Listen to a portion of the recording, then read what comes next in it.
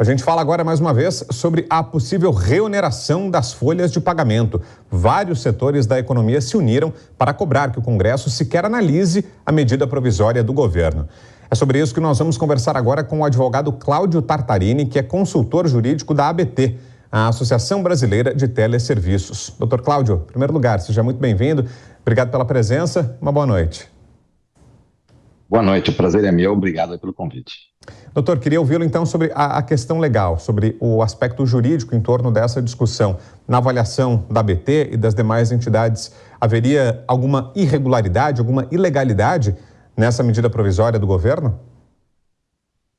Veja, o uso de medida provisória, revogando uma lei que foi discutida durante o ano passado inteiro, impressiona e preocupa, né? Porque imagine se o Congresso fosse aprovando leis, né, e fosse possível o Executivo, após o processo de longo debate com a aprovação, pudesse o Executivo simplesmente revogar, né, a lei discutida por longo tempo no Congresso Nacional. Não é para isso que serve a medida provisória. A medida provisória é para situações urgentes, quando o processo legislativo ainda não ocorreu, né, e não quando ele já ocorreu, e para depois simplesmente cancelar esse trabalho de competência do Legislativo.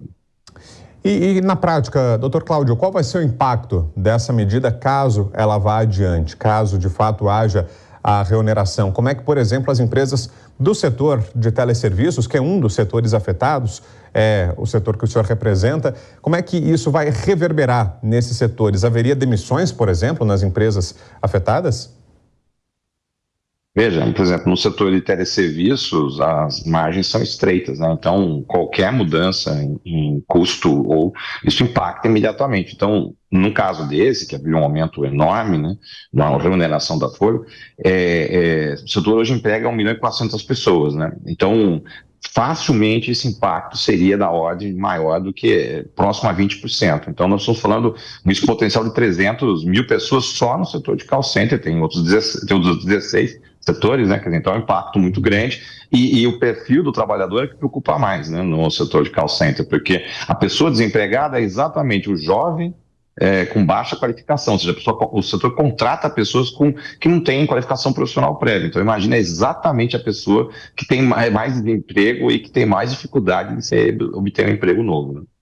E houve algum diálogo do governo com o setor, doutor Cláudio, não só com o setor de teleserviços, mas com os demais setores afetados? Houve algum diálogo do governo ou não? As empresas foram surpreendidas com aquele anúncio do ministro Fernando Haddad, às vésperas do Réveillon, da medida provisória? Foi uma surpresa enorme. A surpresa foi realmente muito grande, né? É muito grande porque o processo legislativo tinha ocorrido durante o ano todo, né? Quer dizer, e no processo legislativo, como vocês imaginam, né, o governo atua, né, pela sua base, né? Quer dizer, pelo partido do próprio mandatário da presidência da República, pelos seus outros líderes que representam, né, o governo na casa, e eles participaram dos debates na casa, no legislativo. Podiam ter proposto emendas, podiam ter feito discussões com coisas alternativas, mas isso, na prática, a gente foi surpreendido por causa disso, porque houve todo esse debate legislativo, inclusive com participação do governo, né? E de repente, depois de tudo isso, e houve o veto, tá um detalhe, né? Houve um veto da presidência da República, e que depois do veto ter ocorrido, o Congresso mais uma vez derrubou, e tudo isso ocorreu com amplas maiorias. Detalhe, quem votou nisso, inclusive boa parte é da base do governo, então é muito surpreendente mesmo. Ouvimos aqui o advogado Cláudio Tartarini, que é consultor jurídico da ABT, Associação Brasileira de Teleserviços. Obrigado, doutor Cláudio, pela presença, pelos esclarecimentos todos. Uma boa noite. Boa noite, eu agradeço o convite.